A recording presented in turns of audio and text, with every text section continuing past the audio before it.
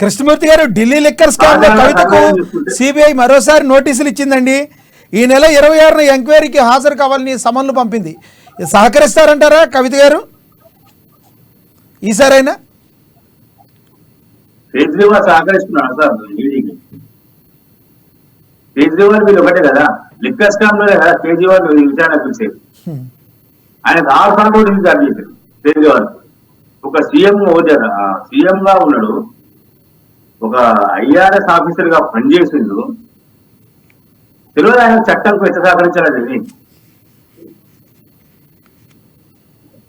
ఇప్పటికీ కవిత కూడా 3 సార్లు ఈడీ నోటీస్ అందుకుని నేను రాలేను అని చెప్పి లేదు, కోర్టులో కేసు ఉంది, ఆ కేసును అడ్డం పెట్టుకోండి.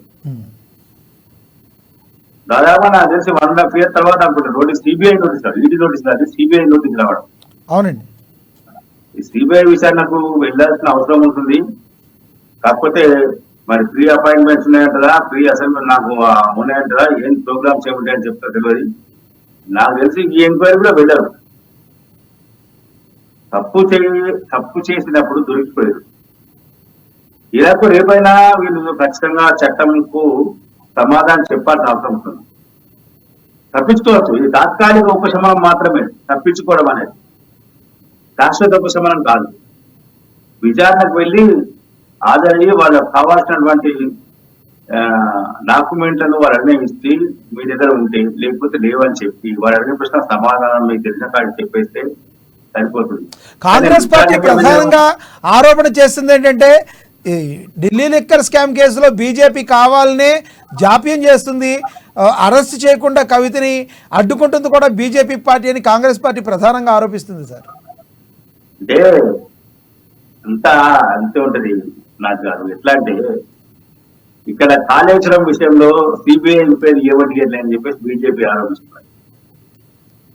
ఇవన్నీ రాజకీయ ఆరోపణలు. సిబిఐ ఎంక్వైరీ ఇస్తే ఏమవుతుంది? ఇప్పుడు లిక్కర్ స్కామ్ మీద సిబిఐ ఎంక్వైరీ మొదలుపెట్టింది, దాదాపు 2 ఏళ్ళు అయింది. కొంత ప్రొసీజర్ ఉంటుంది సిబిఐ కూడా.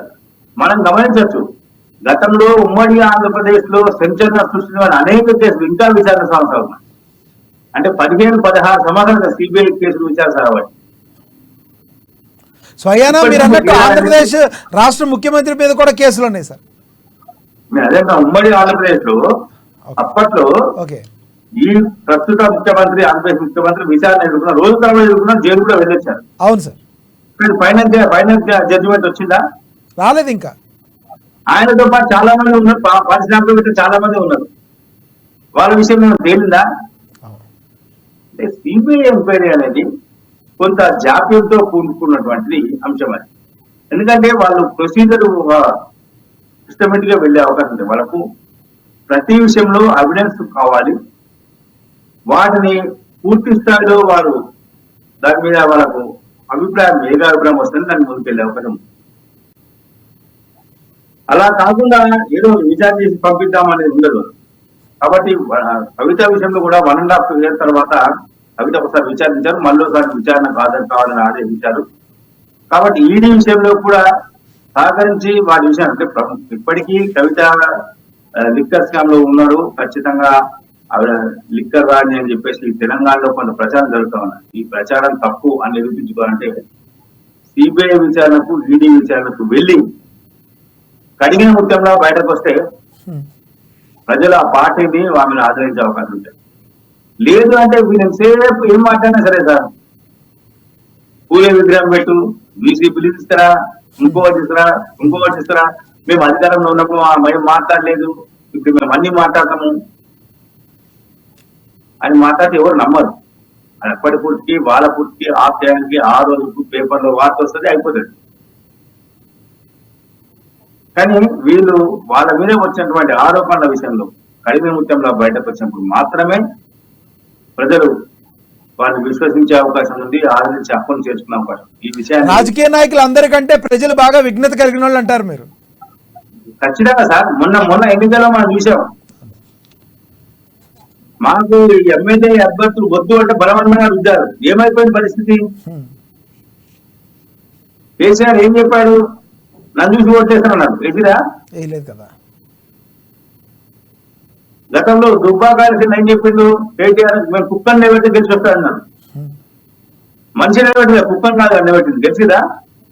అంటే ఇంత అహంకారం వద్దు సార్, ఇంత అహంకారం అయినటువంటి వ్యాఖ్యలు.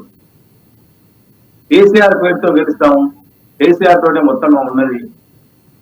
కొంతకాలం కొంతమంది పనిచేస్తుంది, పనిచేయడం కాదు, కానీ అన్ని సమయంలో అన్ని అదే ఒకటి అనేది పనిచేయదు కదా. చిత్తశుద్ధి ఉంటేనే అది పనిచేస్తుంది అంటారు. చిత్తశుద్ధి ఉంటేనే పనిచేస్తుంది ప్రజల దగ్గర.